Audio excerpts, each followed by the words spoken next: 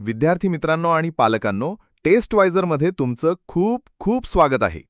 बघा, आज आपला कॅप राऊंडचा अलॉटमेंट येणार आहे आणि या अलॉटमेंटची वाट सगळेच जण बघत आहेत.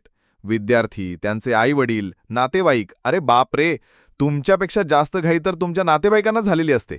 काय रे, लागलं का कुठं विचारायला. तर ही अलॉटमेंट आजच म्हणजे 31 जुलै 2025 रोजी येणार आहे. पण सीईटी सेलने काही नक्की वेळ सांगितलेली नाहीये.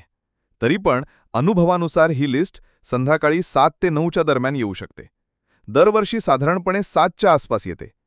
पण खरी गंमत तर पुढेच आहे.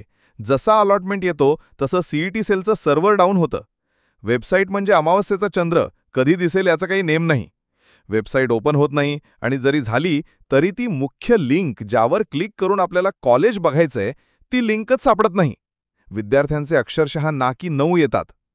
तर याच व्हिडिओमध्ये मी तुम्हाला तीच डायरेक्ट लिंक देणार आहे. हो, ती लिंक काय आहे? त्या लिंकचा QR कोड आणि डायरेक्ट लिंक दोन्ही देणार आहे. तुम्ही फक्त ती लिंक सेव्ह करून ठेवा. तुमच्या व्हॉट्सॲप ग्रुपमध्ये पाठवा किंवा कुठेही सेव्ह करून ठेवा. म्हणजे वेबसाईटवर गर्दी झाली तरी तुम्ही डायरेक्ट लिंक ओपन करून तुमचं अलॉटमेंट चेक करू शकता. आता ही लिंक दिसते कुठे? जेव्हा अलॉटमेंट येईल तेव्हा सीईटी सेलच्या वेबसाईटवर इम्पॉर्टंट लिंक्समध्ये खाली एक नवीन लिंक दिसेल. Provisional allotment status of cap round 1. त्यावर क्लिक केला की तुम्हाला तुमचा ॲप्लिकेशन ID आणि जन्मतारीख म्हणजेच डेट ऑफ बर्थ टाकायला सांगेल. बस एवढं टाकून सबमिट केलं की तुम्हाला तुमचं कॉलेज दिसेल. पण प्रॉब्लेम हा आहे की विद्यार्थी त्या लिंकपर्यंत पोहोचूच शकत नाहीत कारण वेबसाईटच लोड होत नाही. पण काळजी करू नका, जब तक टेस्टवायझर है तब तक कोई टेन्शन नाही. आम्ही ती लिंक तुमच्यासाठी आधीच शोधून काढली आहे. समजा की लिंक लीक झाली आहे. हो, ती लिंक काय आहे ते मी तुम्हाला सांगणारच आहे. पण त्याआधी एक महत्त्वाची गोष्ट. आम्ही टेस्टवायझरवर कॅप राऊंड 1 साठी हजारो विद्यार्थ्यांना त्यांचे पर्सेंटाईल आणि रँकनुसार कॉलेजेसची लिस्ट दिली होती. आता कॅप राऊंड 2 साठी सुद्धा आम्ही पर्सनलाइज कॉलेज लिस्ट देणार आहोत.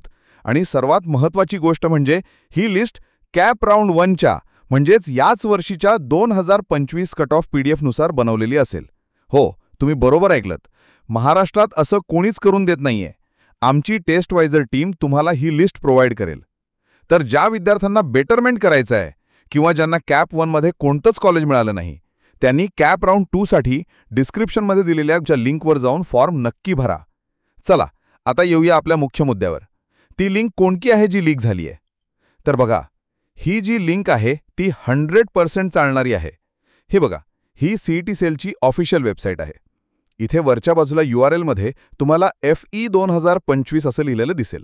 आता गंमत बघा, जेव्हा मी या 2025ला बदलून 2021 करतो तेव्हा 2021चं पोर्टल ओपन होतं.